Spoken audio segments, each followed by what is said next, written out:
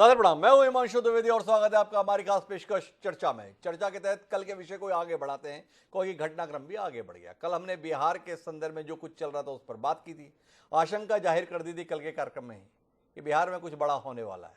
बिहार में बड़ा हो गया और यही हमारा विषय है, दरार का नतीजा फिर साथ चाचा भतीजा। कुल मिलाकर भारतीय जनता पार्टी के साथ तलाक तलाक तलाक। नीतीश कुमार ने आज फिर बोल दिया। नीतीश कुमार ने भाजपा से अपनी राहें जुदा कर ली, बाकायदा विधायकों की बैठक बुलाई, सांसदों को भी शामिल किया और बताया सब एक राय है। ये भारतीय जनता पार्टी ठीक पार्टी नहीं है, हमारे दल को कमजोर कर रही है, हमारे खिलाफ साजिश कर रही है, इसलिए अब इस पार्टी के साथ सत्ता में बने रहने का कोई औचित्य नहीं है। नीतीश कुमार को ज्ञान बोध हुआ, राजभवन गए, अपना इस्तीफा थमाकर चले आए, लेकिन लौटकर वापस अपने घर नहीं आए। गए वह तेजस्वी यादव के पास, उन तेजस्वी यादव के पास जिनके पिता लालू प्रसाद यादव को एक समय वह पानी पी पी कर कोसा करते थे। उन्हीं तेजस्वी यादव के घर में जाकर उनके विधायकों से मुलाकात करके ऐलान हुआ, बिहार के विकास के लिए हम सब एक साथ हैं और साथ इस कदर हैं कि अब 164 विधायक और 7 दल भी हमारे साथ हैं। नई सरकार बनाने जा रहे हैं। तो कुल मिलाकर बिहार में होने ये जा रहा है कि इंजन वही रहेगा, डिब्बे बदल जाएंगे। 2017 की कहानी को दोहराया जा रहा है। 2017 में इन्हीं नीतीश कुमार ने तेजस्वी यादव को किनारे पर करते हुए भारतीय जनता पार्टी का दामन थामा था। 2022 भारतीय जनता पार्टी को किनारे पर रखकर तेजस्वी यादव का दामन थाम लिया है। नीतीश कुमार की इस कला के संदर्भ में राजनीतिक प्रेक्षक कुछ भी कहें, पर कुल मिलाकर समय भांपने की उस कला के मुरीद अब देश में तमाम लोग हुए जा रहे हैं। भारतीय जनता पार्टी के दिग्विजय के रथ को कहीं ना कहीं चोट पहुंची है, आहत हुआ है, पहिया कहीं ना कहीं टूटा है। समझने की कोशिश करेंगे कि आखिर भारतीय जनता पार्टी इतनी बड़ी चूक किस तरीके से कर गई। नीतीश कुमार का यह कदम आने वाले समय में बिहार की दिशा को किस रूप में प्रभावित करेगा वो तो अपना विषय है ही, देश के संदर्भ में भी कोई दिशा देगा, इस पर बात करने की जरूरत है। तो कई खास मेहमान हमारे साथ इस दिलचस्प मसले पर चर्चा के लिए मौजूद हैं, उनसे आपका परिचय कराएं और बिहार के माध्यम से देश की भावी राजनीति को बूझने की कोशिश करें। उससे पहले समय है आज के विचार सूत्र का। बहुत संक्षिप्त सा हमारा विचार सूत्र है, कुल एक लाइन का। हमारा विचार सूत्र कहता है कि politicians neither love nor hate, अर्थात राजनीतिज्ञ ना प्रेम करते हैं ना घृणा। ड्राइडेन ने यह बात कही थी। नीतीश कुमार ने कितने बेहतर तरीके से उसे अमल में लाया है। कभी वह लालू जी के साथ होते हैं, कभी वह लालू जी के खिलाफ होते हैं, कभी वह भाजपा के साथ होते हैं, कभी वह भाजपा के खिलाफ होते हैं, कभी वह तेजस्वी यादव के साथ होते हैं, कभी वह तेजस्वी यादव के खिलाफ होते हैं और अब एक बार फिर वह तेजस्वी यादव के साथ है। तो चाचा भतीजे की ये परस्पर प्यार मोहब्बत के संदर्भ में हम विस्तार लेते हैं बातचीत में, जिसका हिस्सा बनने के लिए हमारे साथ कई खास मेहमान जुड़ गए। हमारे साथ प्रेम प्रकाश पांडे जी हैं, भारतीय जनता पार्टी के वरिष्ठ नेता है, कल भी हमारे साथ थे। बहुत हमें हौसला देने की कोशिश कर रहे थे, कुछ नहीं होने वाला है, गठबंधन चलने वाला है। हम बार बार कल उन्हें कह रहे थे सब टूट गया, माने नहीं। अब समझेंगे उनसे, अब भी मान रहे कि नहीं मान रहे। हमारे साथ शैलेश नितिन त्रिवेदी हैं, कांग्रेस पार्टी का वरिष्ठ चेहरा है, छत्तीसगढ़ पाठ्य पुस्तक निगम के अध्यक्ष हैं। हर जगह से सिकुड़ रही कांग्रेस को एक जगह कुछ जगह मिलती हुई दिख रही है। कितना आनंदित वो है, समझने की कोशिश करेंगे। हमारे साथ में डॉक्टर रविंद्रनाथ तिवारी, वरिष्ठ पत्रकार, वह भी हमारे साथ जुड़ रहे हैं। हमारे साथ में भाई दिनेश, कभी आरजेडी के साथ विधायक हुआ करते थे, इस समय पर पप्पू यादव जी की पार्टी के साथ है, वह भी हमारे साथ होंगे और कुछ देर में लव कुमार जी भी हमारे साथ होंगे। लव कुमार जी हमारे से जुड़ गए हैं। तो चर्चा की शुरुआत सबसे पहले करें, उससे पहले नीतीश कुमार जी के बयान को सुन लेते हैं और उसके बाद अपनी चर्चा को आगे बढ़ाते हैं। सुने नीतीश कुमार क्या कह रहे हैं। आप समझ लीजिए कि विधानसभा में 164 इंडिपेंडेंट, 164 और इसके अलावा एक इंडिपेंडेंट हम लोगों के साथ, तो 7 पार्टी और एक अकेला इंडिपेंडेंट। और हम लोग जो उधर थे उनसे हम लोगों ने रास्ता आज समाप्त कर लिया और हम लोग एक साथ मिल करके हम 7 पार्टियों में जो हम लोगों का महागठबंधन है, हम मिल करके आगे काम करेंगे, सेवा करेंगे और जितने विधायक सारे मतलब 7 पार्टियों का और एक इंडिपेंडेंट, उन सभी लोगों का दस्तखत भी दे दिया गया है।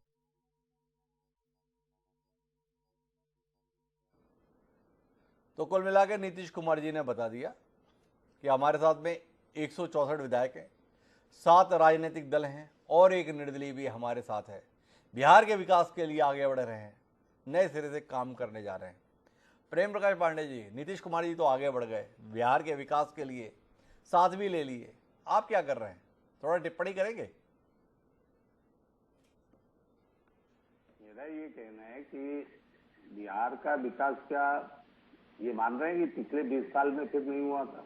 जी 2004 में जब ये बनाया गया, बाद में 2005 में साथ में जुड़े, और उस समय जो परिस्थिति थी, लालू यादव जी की जो सरकार थी, भ्रष्टाचार, गुंडागर्दी, लूट खसोट इतना व्यापक तौर पे था, और बीजेपी के साथ इन्होंने लगभग 10 साल तक जो है काम किया, और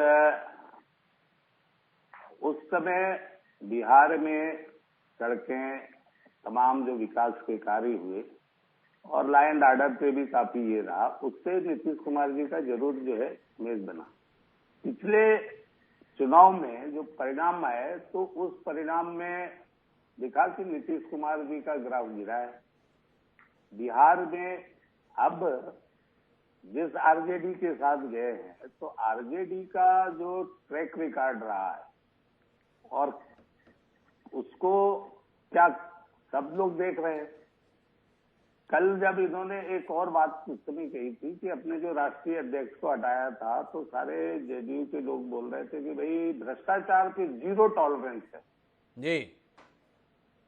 अब जो भ्रष्टाचार, प्रमाणित भ्रष्टाचार के जो लोग हैं, उनके साथ जा रहे हैं जी। अब ये बिहार का एक, जब से हम लोग राजनीति में हैं, देख रहे हैं 77 से, तो बिहार के लगभग 2 लोग राजनीतिज्ञों के रूप में जो बड़े नाम आए हैं, लालू यादव जी रहे, फिर लालू यादव जी के बाद तो लालू यादव जी भ्रष्टाचार के प्रतीक हो गए, और नीतीश कुमार जी मतलब अवसरवादिता के, या जैसा तेजस्वी जी कहते अरे थे। नीतीश कुमार तो अवसरवादिता के प्रतीक है। भाजपा के संदर्भ में क्या कहेंगे? भारतीय जनता पार्टी के तमाम नेता, रविशंकर प्रसाद समेत सभी लोग बोल रहे हैं बड़ा गलत किया नीतीश कुमार ने, 2020 में जनता के दिए हुए जनादेश के साथ धोखा कर दिया नीतीश कुमार ने। और भाजपा ने क्या किया था? 2015 में आरजेडी और नीतीश कुमार मिलकर लड़े थे, प्रचंड बहुमत के साथ सत्ता में आए थे। उन्हीं नीतीश कुमार को अपने साथ पालकी में ढोते हुए 2017 में आप सत्ता में चले गए। तब आपको याद नहीं आया जनादेश के साथ क्या कर दिया आपने? उस समय आपको याद नहीं आया नीतीश कुमार कितने बड़े अवसरवादी हैं? कभी आपके साथ रहे, जैसे ही मोदी जी को प्रधानमंत्री पद का उम्मीदवार घोषित किया, आपको छोड़कर चले गए, अचानक फिर आपको ध्यान आ गया, अरे ये तो अवसरवादिता का प्रतीक है। क्या आपको नहीं लगता है प्रेम प्रकाश पांडे जी, 2017 में भाजपा ने गलती की थी नीतीश कुमार को साथ लेकर सत्ता बना में आने की? क्या आज उस पाप का परिणाम भाजपा नहीं भोग रही? क्या उस गलती के कारण जग हंसाई का पात्र भारतीय जनता पार्टी नहीं हो गई? क्या भारतीय जनता पार्टी की सत्ता में आने की हवस ने आज इस प्रकार से आपका चीरहरण करके दिखा दिया? क्या कहते हैं, 2017 में गलती हुई या 2022 में आपको लग रहा है अब गलती हुई? उस समय भी गलती नहीं की और आज भी जी, क्योंकि नीतीश कुमार ही आए, आज भी नीतीश कुमार छोड़ के गए हैं जी। भारतीय जनता पार्टी उस समय भी बुलाने नहीं गई जी। अगर कोई आया जी। तो ठीक है, लेकिन उस समय जो कारण बता के आए थे, और चूंकि आरजेडी का जो ट्रैक रिकॉर्ड रहा वहां पर, लालू जी का राज सबने देखा, जो उसके कारण ये जब उनके साथ गए थे और उसके बाद फिर वापस आए, तो भाजपा के साथ ये लंबे समय थे, तो भाजपा को लगा कि भाई ठीक है, चलो एक बार गलती हो गई होगी, आ गए जी। लेकिन अब ये बार बार इनका हो जा रहा है कि ये आ रहे हैं और जा रहे हैं, तो अब क्या कहा जाएगा? भारतीय जनता पार्टी तो नहीं छोड़ा।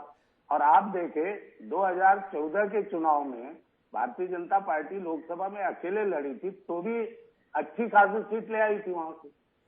और 2019 में जो चुनाव हुआ, उसमें भारतीय जनता पार्टी के साथ ये आए।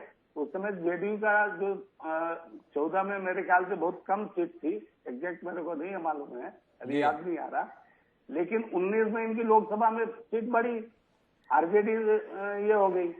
तो कहने का कि इस समय तो मोदी जी के नाम पर आ गए, अब ठीक है, अब वो चले गए। भारतीय जनता पार्टी जाने से भारतीय जनता पार्टी को कुछ नहीं होगा। भारतीय जनता पार्टी तो अपने और जो है वहां पर भाजपा को कुछ होना थोड़ी है, भाजपा को केवल इतना होना है, अभी सत्ता में थी अब विपक्ष में बैठेगी, इतना ही होना है।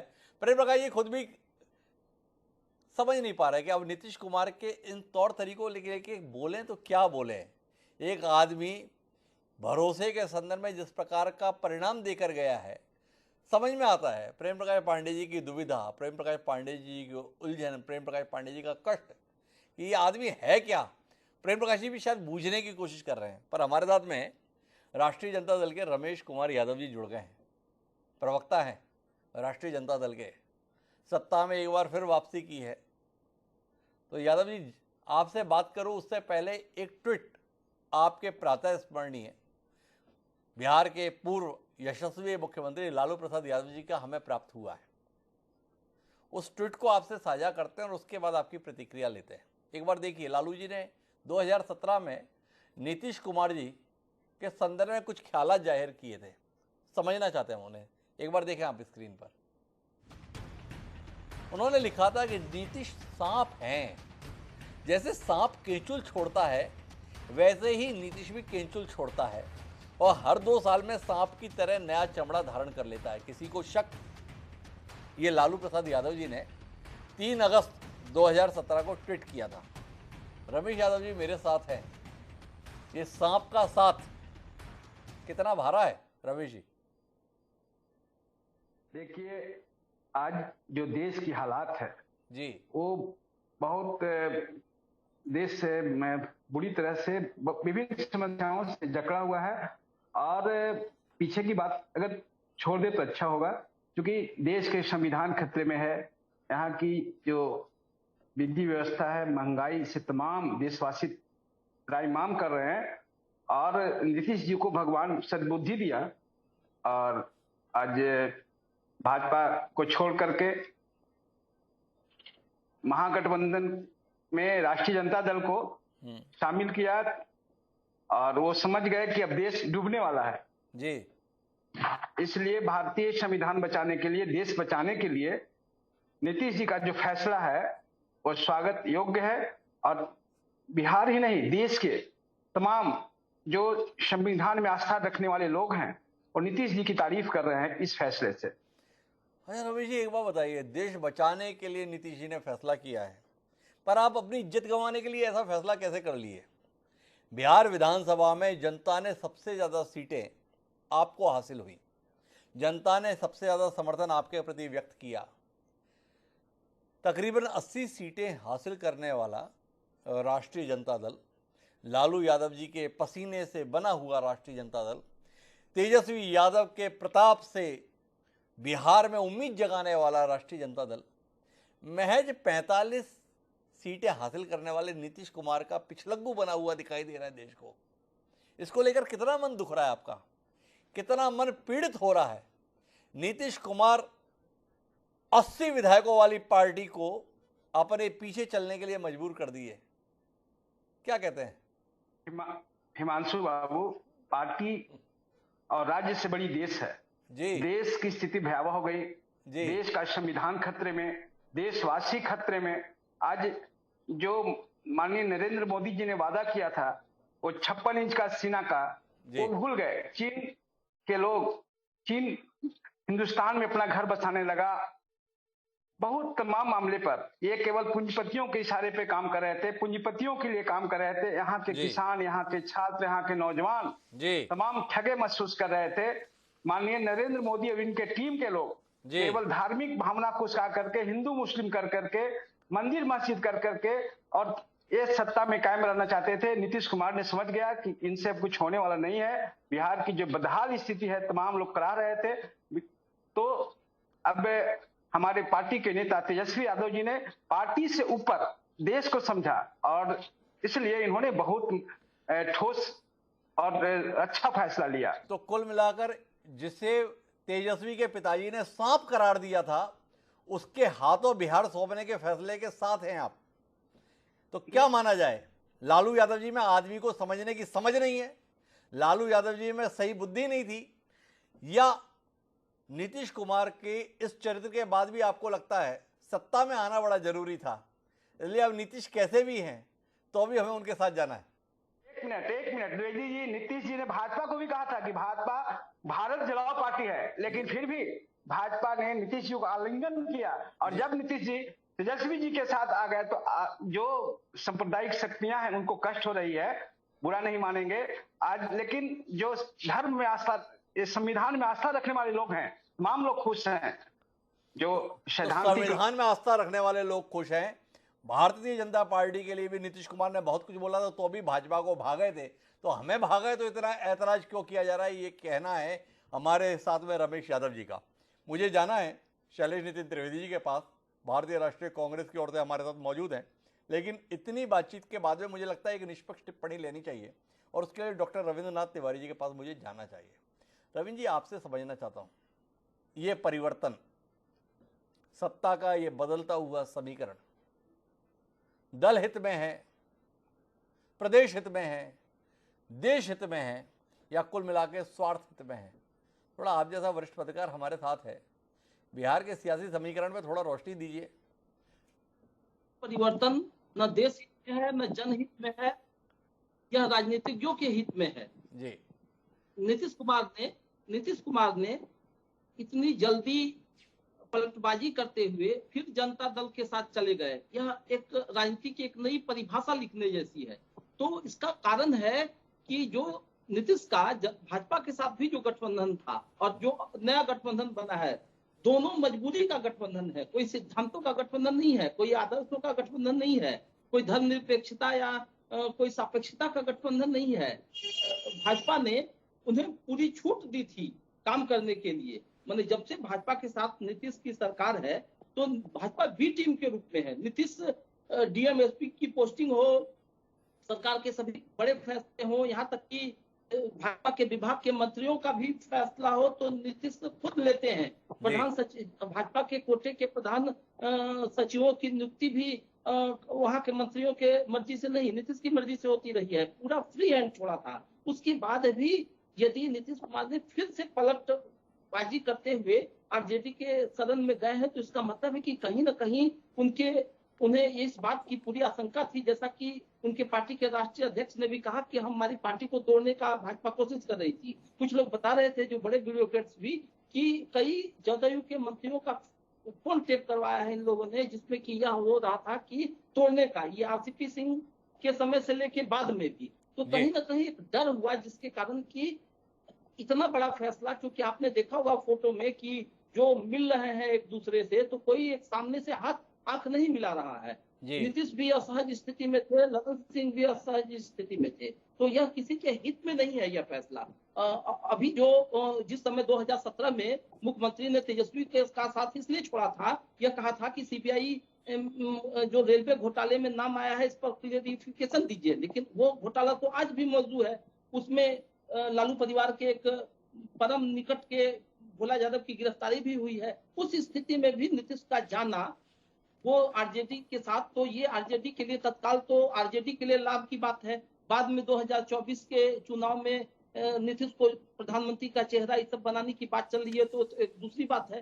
भाजपा को तत्काल इससे हानि हुई है, और भाजपा को भी ये सोचना चाहिए कि कहाँ उससे चूक हुई है। गठबंधन एनडीए जो गठबंधन को वो चला नहीं पाई, उसके नेता भी सार्वजनिक रूप से मुख्यमंत्री के खिलाफ बयान देते थे, सरकार की नीतियों की आलोचना करते थे। तो दोनों से गलती हुई है, और दोनों का गठबंधन जो है स्वार्थ का गठबंधन है, किसी जनता के हित में नहीं है, और न कोई देश और राष्ट्र के हित में है। हालांकि जनता और राष्ट्र के हित में और देश के हित में गठबंधन तोड़ने और बनाने की बात। अच्छा, एक बात बताइए डॉक्टर रविंद्रनाथ तिवारी, बार बार ये बात कही जा रही है, स्वयं नीतीश कुमार भी बोल रहे हैं, नीतीश कुमार की पार्टी से जुड़े हुए नेता लोग बोल रहे हैं कि हमारी पार्टी को तोड़ने की साजिश चल रही थी भाजपा की। आपसे जानना ये चाहता हूं कि अभी अतीत का पिछले 8-10 साल का भाजपा का जो रिकॉर्ड है कि उसकी कोशिशें अमूमन सफल होती हैं, तो क्या नीतीश कुमार का ये हृदय परिवर्तन, साथियों के संदर्भ में परिवर्तन, इन कोशिशों को असफल कर देगा? क्या आपका आकलन ये कहता है कि भाजपा ने अगर नीतीश कुमार की पार्टी को तोड़ने की कोशिश की है तो वो कोशिश नाकाम हो गई, या उस कोशिश के नतीजे आने के लिए अभी हमें इंतजार करना चाहिए? हाँ, वो तो कर सकते हैं, अभी भी कर सकते हैं, लेकिन कहीं ना कहीं कोई ऐसा डर था नीतीश के मन में, ऐसा कुछ आया जिसके कारण कि तत्काल उन्होंने इस तरह का जो फैसला लिया जाने का। जी। तो वो या तो अभी गठबंधन होने वाला, जो अभी केंद्र में सरकार मंत्रिमंडल का विस्तार होने वाला है, उसमें मंत्रियों को शामिल करने की बात है। अभी एक और बात है, नई बात, कि उसमें आरजेडी के जो राष्ट्रीय अध्यक्ष हैं ललन सिंह जी। वो बहुत ही प्रभावी हो गए हैं। जी। और वो जो आरसीपी सिंह के हटने के बाद उनका शुरू से रहा है भाजपा के जो आला नेताओं के प्रति उनका एक, दोनों में पटरी नहीं रही है, क्योंकि यह कहा जाता था कि जिस समय आरसीपी सिंह बने मंत्री उस समय नीतीश ललन सिंह को भी बनाना चाहते थे, लेकिन भाजपा का केंद्रीय नेतृत्व यानी कि प्रधानमंत्री नरेंद्र मोदी और अमित शाह ऐसा नहीं, उस पर उनके नाम पर सहमति नहीं दिए। तो कहीं ना कहीं यह कहा जा रहा है कि ललन सिंह के मन में यह सब, ललन सिंह भी एक महत्वपूर्ण किरदार है, ये हमें बताने की कोशिश कर रहे हैं डॉक्टर रविन्द्रनाथ तिवारी। लेकिन मैं इन सब के बीच में शैलेश नितिन त्रिवेदी जी के पास जाना चाहता हूं और उनसे समझना चाहता हूं, RJD, Janata Dal United, Bharatiya Janata party, इनके अपने अपने समीकरण हैं, इन सब के बीच में कांग्रेस कहाँ है? पर फिर भी कांग्रेस काफ़ी खुश है, काफ़ी प्रसन्न है, काफ़ी आह्लादित है। आप भी माथे पे गुलाल वुलाल लगाए बैठे हुए हैं। तो थोड़ा जानना चाहते हैं कि इस पूरे परिवर्तन को कांग्रेस किस दृष्टि से देख रही? नीतीश कुमार के संदर्भ में उनके तमाम नेता बता रहे हैं उनसे बेहतर पीएम मटेरियल देश में नहीं है। राहुल गांधी की चुनौती आज तय हो गई। क्या इस बात की इतनी प्रसन्नता कांग्रेसियों के चेहरे पर, जो काम हमसे नहीं हो रहा क्या नीतीश कर देंगे? देखिए, ये 2024 के युद्ध का शंखनाद है जी। बिहार में जिस प्रकार से भारतीय जनता पार्टी डराने धमकाने की राजनीति का सहारा ले रही थी जी, ये उसका अंत है। हिंदी भाषी क्षेत्र में भाजपा का एक और गठबंधन टूटा, एक और बड़े राजनैतिक क्षेत्रीय दल का साथ भी छूटा। भारतीय जनता पार्टी के समर्थकों ने लगातार बिहार में नीतीश कुमार को और जनता दल यूनाइटेड को प्रताड़ित करने का काम किया। 16-16 सांसद दोनों दलों के थे, लेकिन जब केंद्रीय मंत्रिमंडल में स्थान का सवाल आता है तो भारतीय जनता पार्टी को अनेक स्थान मिलते थे और जनता दल यूनाइटेड को सिर्फ एक मंत्री पद से संतुष्ट होना पड़ा। ये बिहार के स्वाभिमान की भी लड़ाई है। जिस तरीके से बिहार के स्वाभिमान को भारतीय जनता पार्टी ने बार बार कुचलने की कोशिश की है, बार बार दबाने की कोशिश की है, नीतीश कुमार कितने दिन सहन करते? और नीतीश कुमार जी ने बिल्कुल सही फैसला लिया है, सही समय पे लिया है। आज जब मोदी सरकार में लोकतंत्र खतरे में है, ऐसे समय इस फैसले की जरूरत थी और इस फैसले से देश कमाल की व्याख्या की है शैलेश नितिन त्रिवेदी जी आपने। 43 सीट हासिल करने वाली जनता दल यूनाइटेड के सम्मानीय नेता नीतीश कुमार को भारतीय जनता पार्टी, जिसने 74 सीटें विधानसभा में हासिल की, मुख्यमंत्री बना दिया। ये बिहार का अपमान कर दिया। ये एक नई किस्म की व्याख्या है। समझना चाहते हैं आपके इस व्याख्या के मायने का? एक दूसरा आपने बताया नहीं, जनता दल यूनाइटेड के तमाम नेता कल से ये बता रहे हैं कि देश में प्रधानमंत्री के तौर पर नीतीश कुमार से बेहतर कोई व्यक्ति ही नहीं है। आपसे जानना ये चाहता हूं कि माननीय राहुल गांधी जी को मिली ये सशक्त चुनौती कांग्रेस को कितनी भा रही है, कितना मन हर्षित है, कितना आह्लादित है, कितना आप उत्साहित हैं कि चलो एक व्यक्ति तो मिला प्रधानमंत्री मटेरियल के लिए। आपके पहले प्रश्न के जवाब में मैं महाराष्ट्र की ओर आपका ध्यान आकर्षित करना चाहूँगा जी। महाराष्ट्र में भारतीय जनता पार्टी अपना मुख्यमंत्री बनाना चाहती थी। क्योंकि शिवसेना को यह स्वीकार्य नहीं था, शिवसेना कांग्रेस और एनसीपी के साथ गठबंधन में गई। भाजपा ने अंततः शिवसेना का विभाजन करा दिया। इसी तरीके से नीतीश कुमार को भी मुख्यमंत्री के रूप में भाजपा बर्दाश्त नहीं कर पा रही थी। भाजपा के विधानसभा अध्यक्ष लगातार जिस तरीके से नीतीश कुमार सरकार को परेशान करते थे, उससे भी दोनों दलों के बीच में मतभेद पैदा हुए और ये एक स्वाभाविक घटना है। नीतीश कुमार की सीटें कम होने की जहां तक आप बात कर रहे हैं, ये तो भारतीय जनता पार्टी की सोची समझी रणनीति थी गठबंधन में होते हुए भारतीय जनता पार्टी ने अपने सहयोगी दल की संभावनाओं को विगत विधानसभा चुनाव में कमजोर करने का काम किया, ताकि नीतीश कुमार सत्ता के प्रमुख दावेदार न बन सके। यह दीगर बात है कि चुनाव के बाद की परिस्थितियों में उनको नीतीश कुमार जी को मुख्यमंत्री बनाना पड़ा। तो कुल मिलाकर अगर बनाते हैं तो वो मजबूरी होती है, जो कुछ नहीं किया है उसमें षड्यंत्र देखते हैं। पर शैलेंद्र नितिन त्रिवेदी हमें बताते नहीं है कि राहुल गांधी के मुकाबले माननीय नीतीश कुमार अब प्रधानमंत्री के तौर पर विपक्ष के बड़े चेहरे के तौर पर देखा जा रहे हैं। इसको लेकर 2 बार बात कर चुका, कोई टिप्पणी करते नहीं शैलेश जी। अभी से डर गए आप नीतीश जी से? नहीं, डरने की कोई बात नहीं है जी। और यह तो एक काल्पनिक स्थिति है जी। अभी तो 2024 की लड़ाई का शंखनाद मात्र हुआ है।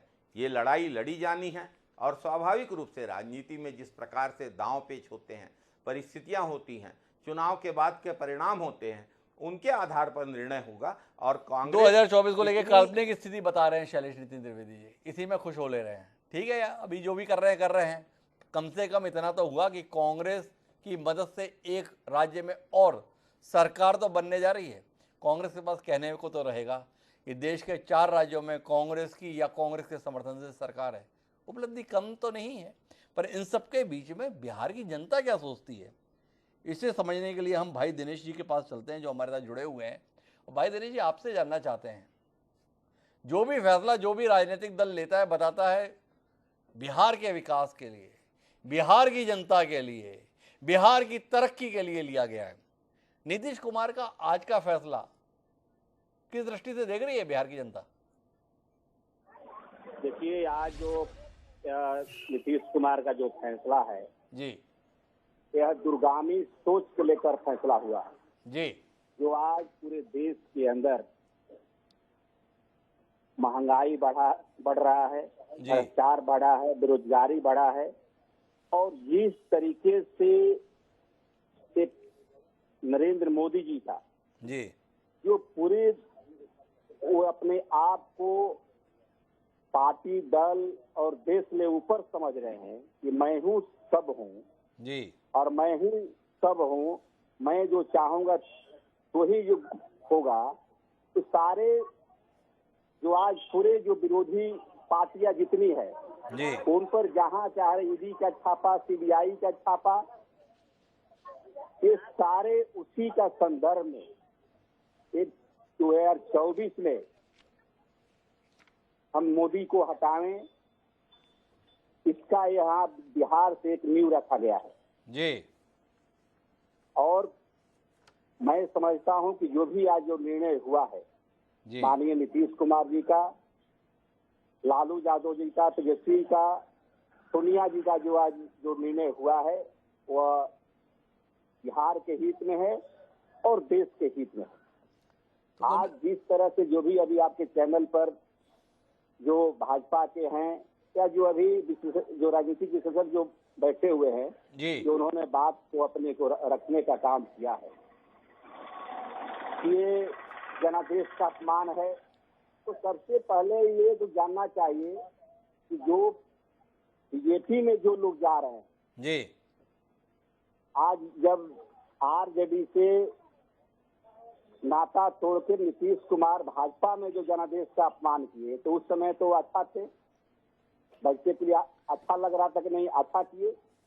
और जब नीतीश कुमार जब बीजेपी का छोड़ करके राजद को में साथ आने का काम किए हैं, तो उन लोग कह रहे हैं कि ये जनादेश का अपमान है।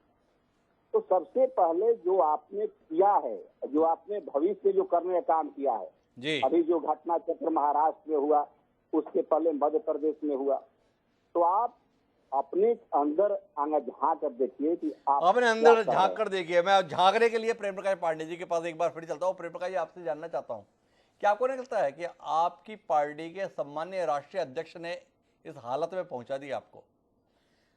पटना गए थे माननीय जेपी नड्डा जी, वहाँ उन्होंने भाषण दिया था, क्षेत्रीय दलों के समाप्त होने का समय आ गया है। क्षेत्रीय दलों ने बता दिया, बाकी का तो नहीं पता, पर बिहार में हम आपको समाप्त कर देंगे। जितने क्षेत्रीय दल थे, नीतीश कुमार बता रहे हैं 7 दल मिलकर सरकार बना रहे हैं। क्या कहते हैं? ललकार भारी पड़ गई भारतीय जनता पार्टी को। हफ्ता भी नहीं बीता, भाजपा सत्ता से विपक्ष में पहुंच गई, क्या कहते हैं प्रेम प्रकाश जी? जरूरत से ज्यादा दावा कर दिए, इसलिए ऐसा दिन देखने पड़े? नहीं, ऐसा नहीं है। देखिए, अभी एक जन वो अपने तिवारी जी बोल रहे थे कि भाई दल तोड़ने की कोशिश हो रही थी। आप बताइए, जनता दल के 43 विधायक थे, 43, और हमारे ज्यादा थे, तो भी जो घोषणा हुई थी कि भाई नीतीश कुमार जी के नेतृत्व में चुनाव लड़ा जाएगा, और उस आधार पर नीतीश कुमार जी को बनाया गया। अब हम उनके विधायकों को तोड़ के करते क्या? कोई, हमें तो मुख्यमंत्री बनना नहीं था जी। मुख्यमंत्री बनना होता तो उसी समय बात होती जी। और इसलिए ये बातें नहीं है। ये बात जरूर है जो अभी तमाम लोग जो बोल रहे हैं कि मोदी जी के विरोध में जी, मोदी जी के विरोध में सब लोगों को, कांग्रेस हो, अब शैलेश नितिन त्रिवेदी तो ठीक ही है, कहीं नहीं थे, पीछे थे, सबसे 19 तो थे, मंत्री बन जाएंगे, और मोदी जी के विरोध के लिए ये सब इकट्ठा हुए हैं। और 2024 में ये सब फिर आपस में फिर लड़ कर गएंगे। मैं आज आपको इस चैनल पे बोल रहा हूँ जी, 6 महीना नहीं लगेगा यही तेजस्वी यादव से फिर ये लड़के। तो भाजपा के लोग, जैसे तिवारी जी बोले ना कि बहुत ईमानदारी से बी पार्टनर के रूप में काम करते थे, बी टीम के रूप में नीतीश जी ये भी करते थे, तो भी बर्दाश्त, क्योंकि हमारा जो देश का नेतृत्व था वो चाहता था कि गठबंधन रहे जी, और उस गठबंधन धर्म को निभा रहे थे। अरे लेकिन वहां ऐसा नहीं हो। बड़ी बात है आप कह रहे हैं, पर इस पर तो टिप्पणी कीजिए ना। माननीय राष्ट्रीय अध्यक्ष के आपने कहा था कि नहीं कहा था? स्पष्ट कहा था ना, क्षेत्रीय दलों के समाप्त होने का समय आ गया है। भूल गए उस समय पे? कहां खड़े होके बोल रहे हैं? जहां एक क्षेत्रीय दल के नेतृत्व में सरकार का हिस्सा आप बने हुए हैं, वहीं पर ऐलान कर रहे हैं क्षेत्रीय दल समाप्त हो जाएंगे। तो उसके बाद क्या होगा? यही होगा जो आपके सामने हो रहा है। तो आपको नहीं लग रहा है कि आपका गलत जगह पर गलत बात कहना ही भारी पड़ गया? नहीं, ये नहीं। देखिए, ये तो अब इन्होंने पहले कहा कि आरसीपी सिंह को क्यों बना दिए, आप उनको राष्ट्रीय अध्यक्ष बनाए। आपके कहने पर तो वो गए थे ना वहां पे, आखिर मंत्री बने रहे, मंत्री पद पे आते। प्रकाश जी, फिर से मुद्दे पर रहिए ना। हम आपके राष्ट्रीय अध्यक्ष की बात कर रहे हैं, आप जनता दल यूनाइटेड के राष्ट्रीय अध्यक्ष के संदर्भ में बात करने लगे। वर्तमान में बात करते हैं, थोड़ा बताइए तो सही ना। क्षेत्रीय दलों के साथ सरकार का हिस्सा होते हुए आप उन क्षेत्रीय दलों के भविष्य को शून्य करार देने की बात मंच से कर रहे हैं, उसके बाद क्या चाह रहे हैं? कालीन बिछा दे ये क्षेत्रीय दल, या वही करें जो इन्होंने कर दिया? नहीं, आप ये बताइए, चाहे जितने दल, मैं तो 77 से देख रहा हूं जी, जब जनसंघ था तब मोरारजी देसाई जी को बनाया गया, तब मोरारजी देसाई से जो लोग अलग हुए, चरण सिंह जी, देवीलाल जी, सब लोग, और तब बोलते गए सांप्रदायिकता, फिर बोले हमारा विचार नहीं। मदद लेने तो सब भाजपा के पास आ जाते हैं जी, भाजपा के कंधे पे चढ़ करके सब नेता बन जाते हैं जी। और उसके बाद जब पूरा उनको लगता है कि अब वो डाउनफॉल की ओर जा रहे हैं, तब वो फिर धीरे से चल जा रहे हैं। तो वो एक समय अलग था जी। अब भाजपा का विस्तार हो रहा है, भाजपा देश की नहीं दुनिया की सबसे बड़ी राजनीतिक दल के रूप में विस्तारित हो रही है, तो बाकी लोगों को स्वाभाविक रूप से अपने आप ही खतरा महसूस हो रहा होगा। लेकिन नीतीश कुमार जी ने जो किया है, आप अभी जो अपने सज्जन बोल रहे थे कि भाई ये देश की बिहार से तैयारी है, तो बिहार से तैयारी है, लेकिन बिहार में 2014 में भी अकेले मोदी जी लड़े थे तो भी ठीक ठाक से आए थे।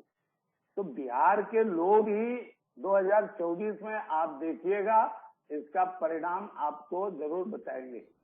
तो प्रेम प्रकाश पांडे जी ने वर्तमान पे बात करना छोड़ दिया, उन्होंने कहा 2024 में इसके नतीजे बताएंगे क्या होंगे। लेकिन मेरे साथ में डॉक्टर रविंद्रनाथ तिवारी जुड़े हुए हैं, और रविंद्रनाथ जी आपसे जानना ये चाहता हूं, नीतीश कुमार को बिहार की जनता लगातार खारिज कर रही है। 2010 में नीतीश कुमार के नेतृत्व में चुनाव लड़ा गया, 115 सीटें आई थी।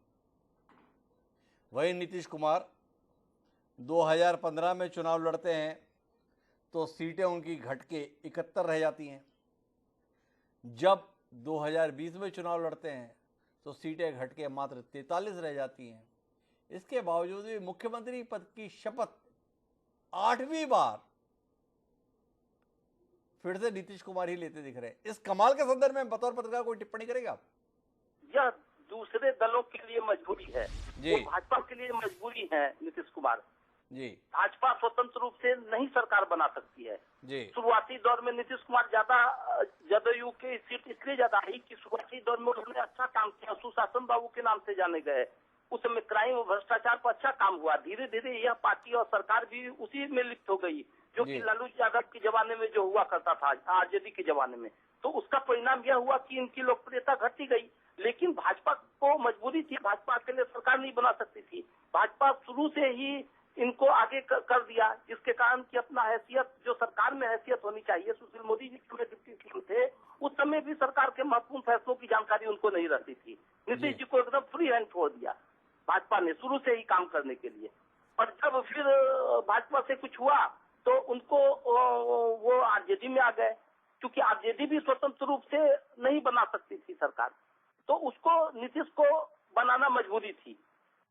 तो यह कहिए ना कि आरजेडी की मजबूरी और भाजपा की मजबूरी का लाभ उठा के वो लगातार ग्रेड की पार्टी होने के बाद भी मुख्यमंत्री के रूप में शपथ ले रहे हैं और 8वीं बार शपथ ले रहे हैं, जिसके कारण मजबूरी में शपथ ले रहे हैं और आखिरी बार शपथ ले रहे हैं। रविन्द्रनाथ तिवारी इतनी बड़ी टिप्पणी भी कर रहे हैं, लेकिन मेरे साथ में रमेश यादव जी जुड़े हुए थे।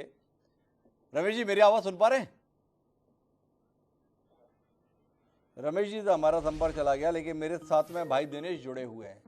नहीं, आपसे आ गए जी। रमेश जी, आपसे जानना ये चाहता हूं कि जिसको बिहार की जनता लगातार खारिज कर रही है, उसको अपना नेता मानने की मजबूरी पे भी कोई टिप्पणी करेंगे?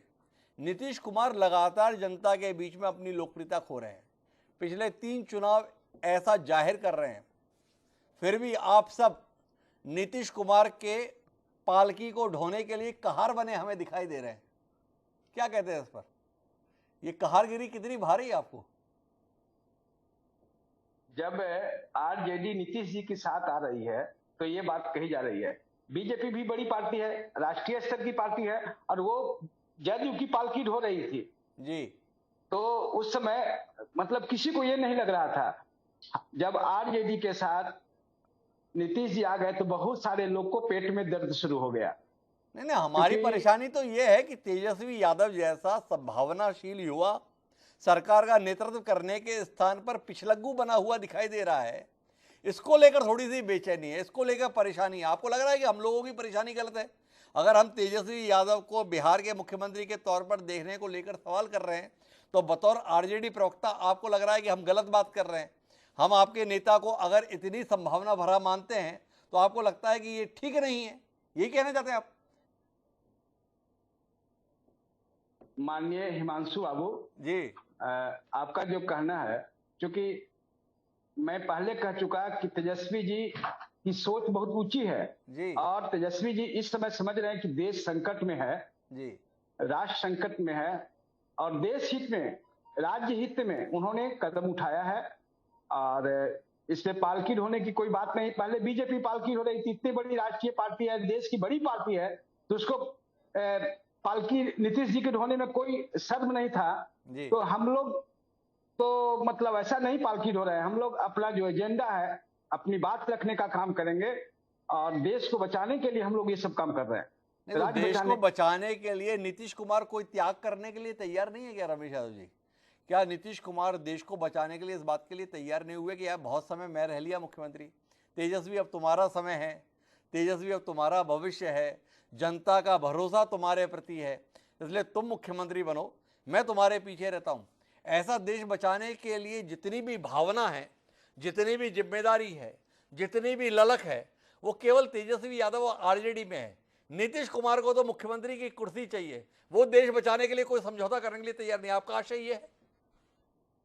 नहीं, नीतीश जी तो बीजेपी को बहुत दिन पहले से ये बता चुके थे कि मैं आपकी मानसिकता से अलग हूं। जब जातिगत जनगणना की बात चल रही थी, अग्निवीर की बात चल रही थी, तो नीतीश जी उनके साथ नहीं थे।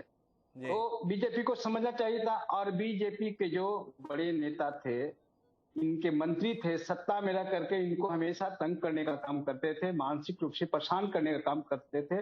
नीतीश जी तो वो विष पी करके भाजपा का जो दमनकारी नीति है उसको सह करके झेल रहे थे। और फिर हम लोग माननीय तेजस्वी प्रसाद जी देश हित में, राज्य हित में उनके साथ हुए हैं। इसमें पालकी ढोने की कोई बात नहीं है। जब देश की बड़ी पार्टी जो बीजेपी है पालकी ढो रही थी, हम लोग तो क्या है। तो आप भी मानते हैं कि भाजपा के मुकाबले आप लोग कुछ भी नहीं है, यही कहने का आशय है आपका? प्रेम प्रकाश जी कम से कम इसी बात में खुश हो लें कि माननीय रमेश कुमार यादव जी बोल रहे हैं भाजपा के मुकाबले हम लोग क्या हैं।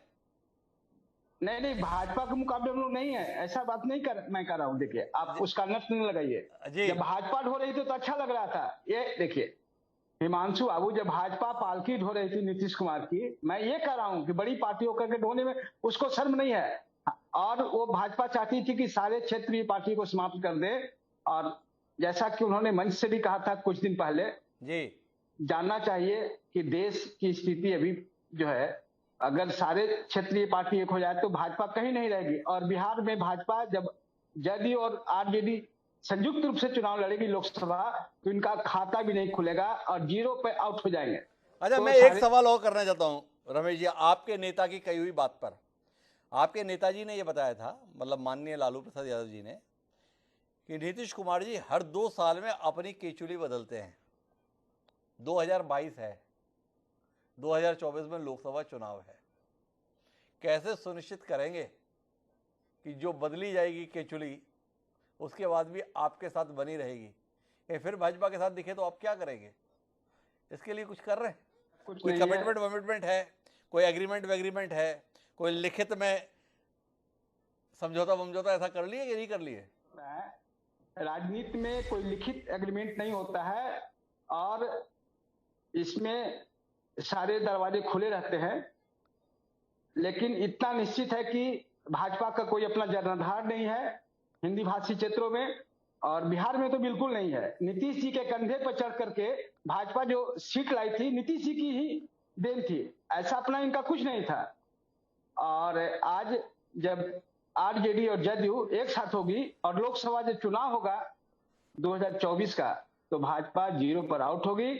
और निश्चित रूप से हम लोग केंद्र में जो सरकार होगी माननीय नीतीश कुमार के नेतृत्व में लड़ाई लड़ेंगे। और मैं एक बात और करके फिर जाके आगे बढ़ता हूं।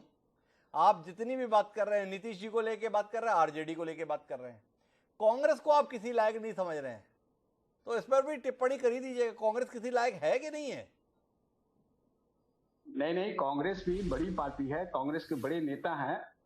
और लेकिन पूरे लोग, हिंदी भाषी क्षेत्र के लोग माननीय नीतीश कुमार में आस्था रखते हैं।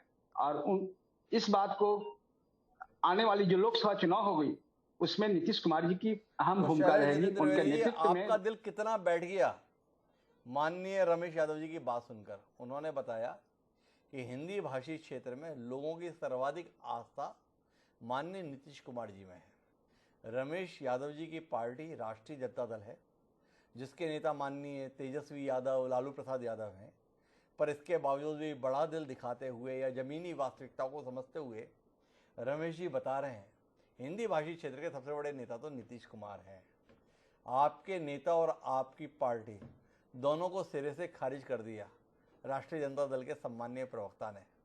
कितना मन दुख गया। इतना तो प्रेम प्रकाश पांडे जी भी कभी आपके लिए नहीं बोले जैसा माननीय रमेश यादव जी ने बोल दिया। आज की ये चर्चा क्षेत्रीय संदर्भ में है, बिहार के संदर्भ में है। बिहार में जो घटनाक्रम हुआ है उसमें निश्चित रूप से जेडीयू और आरजेडी की अहम भूमिका है। कांग्रेस भी उनके साथ है, क्योंकि सवाल लोकतंत्र का है, सवाल धर्मनिरपेक्ष राजनीति का है। और मेरा यह मानना है कि भारतीय जनता पार्टी, भाजपा देश की राजनीति की वो अमर बेल है जो स्थापित क्षेत्रीय दलों के वृक्षों पर चढ़ती है, उनका रस चूसती है और उनको सुखा के खत्म कर देती है। देवगौड़ा जी के साथ भाजपा का गठबंधन, हरियाणा में भाजपा का विभिन्न राजनीतिक दलों के साथ गठबंधन, लगातार ये इसके जीते जागते सबूत हैं। और यही उन्होंने बिहार में करने की कोशिश की। जेपी नड्डा जी ने जाकर वहां कहा, और जेपी नड्डा जी का ये बयान, कई दिनों से बहुत सारी बातें पनप रही थी, बहुत सारी परिस्थितियां बन रही थी, लेकिन नड्डा जी का ये बयान मेरे को ऐसा लगता है कि इसने अंततः पूरी तरीके से परिस्थितियों को प्रेसिपिटेट करने का काम किया और भारतीय जनता पार्टी के हाथ से एक बड़ा राज्य, एक अहम राज्य बिहार चला गया। अच्छा शैलेश जी, आपने बड़ी सुंदर व्याख्या करने की कोशिश की कि भाजपा वो अमर बेल है जो क्षेत्रीय दलों का खून चूस कर अपने आप को पुष्पित पल्लवित करती है, और कांग्रेस क्या है? कांग्रेस क्षेत्रीय दलों को अपना खून देकर खुद को सुखा लेती है। क्षेत्रीय दलों के साथ आप रहे, जिन जिन जगहों पर क्षेत्रीय दलों के साथ आप रहे वहाँ पे कांग्रेस कहीं नहीं रही, वो क्षेत्रीय दल ही रह गए। इस प्रकार का अतीत है। तो भाजपा को ठीक मॉडल माने या कांग्रेस को ठीक मॉडल माने, बतौर राजनीतिज्ञ शैलेश नितिन त्रिवेदी क्या सोचते हैं? थोड़ा इस पर भी दृष्टि हो ही जाए आज। गठबंधन की राजनीति का धर्म ये होता है, जैसा कि मैं आपसे कह रहा था कि 16-16 सांसद दोनों दलों के, जेडीयू की हिस्सेदारी कम, दोनों की परस्पर आशाओं और आकांक्षाओं का ध्यान रखा जाना चाहिए। कांग्रेस, जैसा आपने कहा कि कई राज्यों में ऐसा हुआ कि कांग्रेस गठबंधन करने के बाद कमज़ोर हुई, मेरा यह मानना है कि उन पर हम विश्लेषण भी कर रहे हैं, सुधार भी कर रहे हैं, लेकिन भारतीय जनता पार्टी जो कुछ करती है वह निम्नतम राजनीति की पराकाष्ठा है। तो निम्नतम राजनीति के पराकाष्ठा है। लेकिन हमारे साथ इस चर्चा का एक अहम हिस्सा लव कुमार जी जुड़ चुके हैं, जो जनता दल यूनाइटेड के प्रवक्ता हैं। कल भी हमारे साथ थे, बता रहे थे बहुत बढ़िया सरकार चल रही है, आगे भी चलेगी। कैसी आप बात कर रहे हैं? हम लव कुमार जी से कल ही बोल रहे थे, कल भी आपको आना है, सोच कर बोलिए, समझ कर बोलिए, फिर कैसे दिखाएंगे। तो लव कुमार जी आप बोलिए ना, इतनी बढ़िया सरकार चल रही थी, कल आप बता रहे थे, उस सरकार को आपने खुद ही धक्का दिया। हम कल बोल रहे थे इंजन रहेगा, डिब्बे बदल जाएंगे, आप मना कर रहे थे। देख लीजिए, आपने सारे इंजन बदलने का फैसला कर लिया। क्या कहते हैं? देखिए, हमने कल भी कहा था सरकार अच्छी चल रही। आज हमारी मीटिंग है, सारे सदस्यों ने, सारे कार्यकर्ताओं के मन में इच्छा हुई कि हम जो बीजेपी का एजेंडा है उसको बिहार में सफल नहीं होने देंगे जी। ये जो सांप्रदायिक सौहार्द को बिगाड़ने का एजेंडा, एजेंसियों के दुरुपयोग का एजेंडा, इन एजेंडों को हम बिहार में सफल नहीं होने देंगे। और नीतीश कुमार कार्यकर्ताओं के और अपने चुने हुए प्रतिनिधियों का सम्मान करते हैं। सारे लोगों का एकमत राय हुआ। आप ये भी तो देखिए, हम 122 पे छोड़े हैं, हमारी संख्या कुल 125 थी, आज हमारी संख्या कितनी है? 164 लोगों ने समर्थन का पत्र दिया है। इसका मतलब है कि सभी लोग चाहते हैं, नीतीश कुमार के स्वीकार्यता सभी लोगों के पास है, और सब दलों के लोगों ने सहर्ष स्वीकार किया है नीतीश कुमार को, और बहुत अच्छी सरकार चलेगी। आगे भी चल रही थी और अब भी बहुत अच्छी सरकार चलेगी निश्चित तौर पर। माननीय हिमांशु त्रिवेदी जी, मैं आज भी कह रहा हूं, आगे भी सरकार बहुत अच्छी चलेगी। लघुमणि जी, ये 74 लोगों को भी क्यों छोड़ दिए? नीतीश कुमार तो महामानव है, ये 74 लोगों को भी साथ ही रख लेते, 164 लोगों तक ही क्यों रह गए? वो 74 भाजपा वालों को भी साथ ही रख लेते। ऐसी भी क्या बात हुई? जब सभी का साथ आपके साथ में है तो दिखा देते, क्यों इसमें भी आपने थोड़ी सी कंजूसी बरत दी? नीतीश कुमार ऐसा चेहरा है जी, जिनके आगे सभी का कद बहुत छोटा नजर आता है जी। और नीतीश कुमार के कद को जो छोटा करने की कोशिश करेगा वो हाशिए पे चला ही जाएगा, और हाशिए पे चले गए हैं। और आप देख लीजिएगा, आने वाले समय में देश के नेतृत्व में नीतीश कुमार का, देश के निर्माण में नीतीश कुमार का, जो नीतीश कुमार का कद छोटा करने की कोशिश करेगा वो हाशिए पर चला जाएगा। ये आपका जो लहजा है, ये क्या बिहार की जनता को संदेश है? बिहार की जनता को धमका रहे हैं लव कुमार जी? बिहार की जनता को जनता दल यूनाइटेड के माननीय प्रवक्ता बता रहे हैं? ये बात मैं इसलिए पूछ रहा हूं आपसे, 2010 में चुनाव हुआ था, माननीय नीतीश कुमार जी पर भरोसा करते हुए जनता ने 115 सीटें दी थी।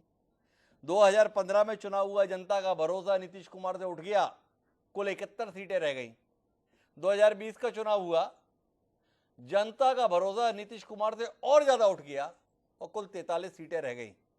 तो नीतीश कुमार का कद जनता ने लगातार छोटा किया है। कहां पहुंचाएंगे बिहार की जनता को माननीय लव कुमार जी? हिमांशु जी, नीतीश कुमार जी के नेतृत्व में चुनाव लड़ा गया था जी, और ये नहीं कह रहे कि छठी बार लगातार इतने एंटी इनकम्बेंसी होने के बाद भी अगर कोई व्यक्ति इस नैया को पार लगा के आता है तो कितना बड़ा व्यक्तित्व रहा होगा, इसमें कहीं से भी कोई हमको बताने की आवश्यकता नहीं है। जनता ने साबित किया, जनता ने हम पे विश्वास व्यक्त किया था। जिस गठबंधन का नेतृत्व नीतीश कुमार ने किया, उस गठबंधन को जनता ने बहुमत दिया है और आगे भी देती रहेगी। जहां नीतीश कुमार रहेंगे, बिहार की जनता वहीं रहेगी। नीतीश कुमार 13.5 करोड़ बिहार वासियों के हृदय में वास करते हैं। अरे लव कुमार जी, वो तो ठीक है, पर उनकी अपनी पार्टी कहां वास करती है? पार्टी तो सिरे से खारिज होती चली जा रही है। सीटें जो है आधी से भी कम हो गई। 2010 में 115 सीटें, 2022 में बात कर रहे हैं 43 सीटों के साथ में लव कुमार जी बात करने के लिए मजबूर हैं। हम पूछ रहे हैं रमेश यादव जी से, अपने से आधी सीटें रखने वाली पार्टी के कहार बने हुए हो आप, उनसे जवाब देते नहीं बन रहा। आपसे जानना चाहते हैं नीतीश कुमार जी का कद इतना बड़ा है और उनकी पार्टी का कद लगातार इतना छोटा क्यों हो रहा है? हमारी जी लव कुमार जी, आपकी पार्टी का कद इतना छोटा क्यों हो रहा है?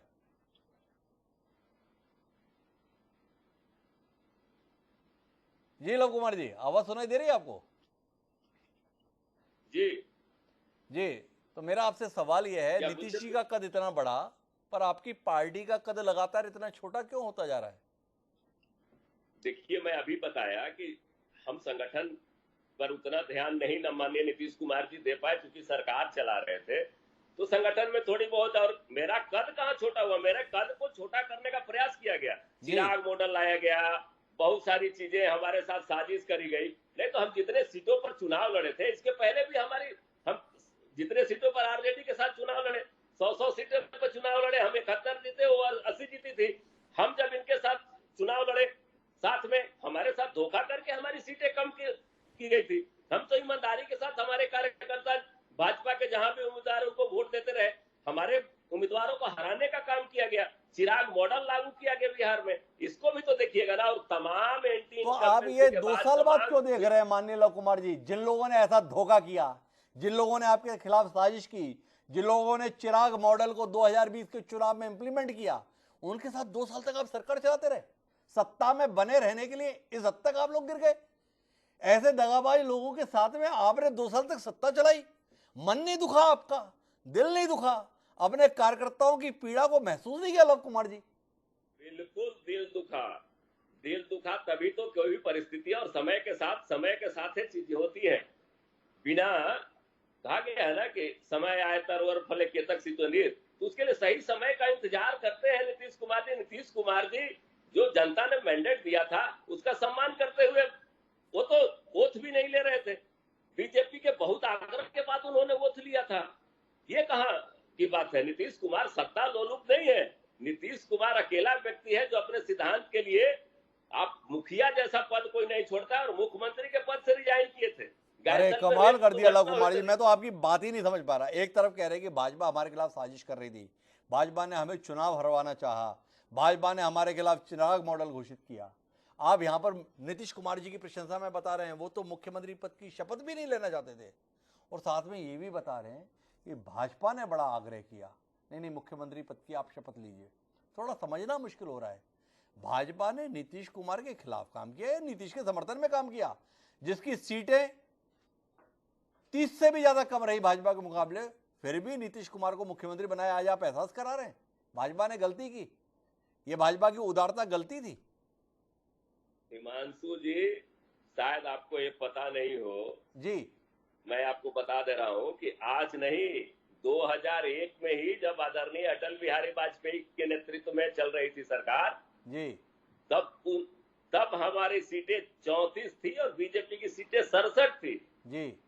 उस जमाने में भी नीतीश कुमार को ही नेता बनाया गया था। ये नेता बनाया क्योंकि नीतीश कुमार में नेतृत्व का गुण है जी। भाजपा के पास कोई ऐसा नेता नहीं है जो नीतीश कुमार के घुटनों के बराबर भी हो, कद के बराबर तो छोड़ दीजिए जी। नीतीश कुमार वो जानते थे, अटल बिहारी वाजपेयी जानते थे, सभी लोग इनके नेतृत्व की सराहना करते थे। बीपी सिंह ने मेडन स्पीच में कहा था, लंबा रेस का घोड़ा है, जिसमें कृषि राज्य मंत्री थे, आप उठाकर देख लीजिएगा जी। उस समय। तो भाजपा की सुधारता के प्रति आपका कोई एहसानमंदी का भाव नहीं है कि 67 सीटें होते हुए भी 2001 में 34 सीट वाले नीतीश कुमार की शपथ करा दी? आपको अभी भी इस बात के लिए भाजपा का शुक्रगुजार होने की कोई मंशा नहीं है कि 74 सीटें होते हुए भी भारतीय जनता पार्टी ने 43 सीट वाले नीतीश कुमार की शपथ करा दी? लेकिन प्रेम प्रकाश पांडे जी से जानने में मेरी दिलचस्पी आखिरी सवाल के तौर पर इस कार्यक्रम में क्या इस बात पर कितनी शर्मिंदगी है प्रेम प्रकाश जी आपको कि ऐसे व्यक्ति को आपने गठबंधन किया, नेतृत्व करने का मौका दिया आपकी पार्टी ने? इस बात को लेकर कोई शर्मिंदगी आज है या नहीं है प्रेम प्रकाश जी? और जानने में हमारी साथ में दिलचस्पी है, भविष्य में भी नीतीश जी का साथ लेने में कोई गुरेज रहेगा या संकल्प लेंगे चाहे कुछ हो जाए, नीतीश के साथ तो नहीं जाएंगे? जी प्रेम प्रकाश जी। कुमार जी बोल रहे थे, खुद ही बोल रहे हैं कि भाजपा की उदारता को मजबूरी समझ रहे हैं जी। और एक तरफ बोल रहे हैं कि भाजपा इनके दल को तोड़ देगा।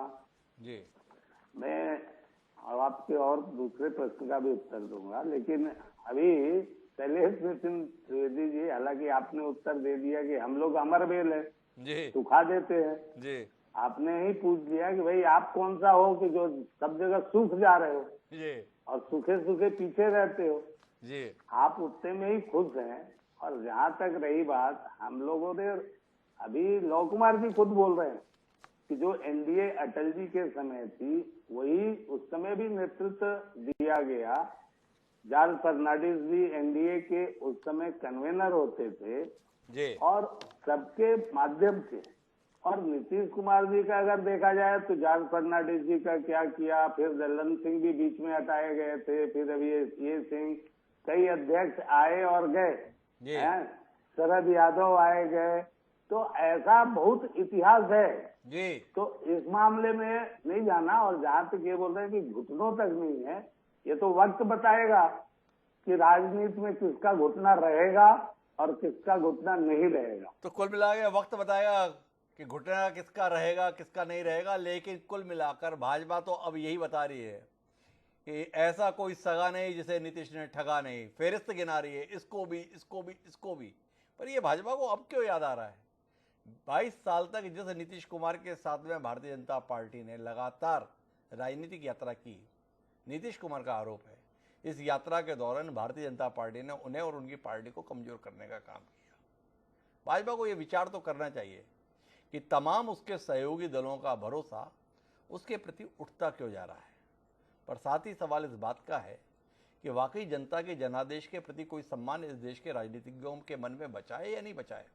चुनाव किसी के साथ लड़ते हैं, सरकार किसी के साथ बनाते हैं और उसके बाद भी उसी जनता के सम्मान की, स्वाभिमान की और उसके भविष्य को संवारने का दावा भी कर लेते हैं। वाकई बिहार ने एक बार फिर देश को सोचने के लिए बाध्य किया है।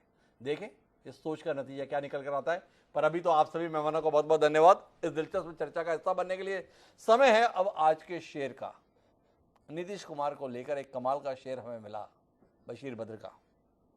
उन्होंने कहा कि अच्छा तुम्हारे शहर का दस्तूर हो गया, कि अच्छा तुम्हारे शहर का दस्तूर हो गया, जिसको गले लगाया वही दूर हो गया। बशीर बद्र ने लिखा, नीतीश कुमार को लगा कि इसे अमल में लाया जाए। क्या कमाल के तरीके से अमल में ला रहे हैं, देश के लोग देख रहे हैं। तो बहरहाल अब हम आपसे इजाजत लेते हैं, कल फिर मिलते हैं नए विषय के साथ। तब तक के लिए सदा प्रणाम।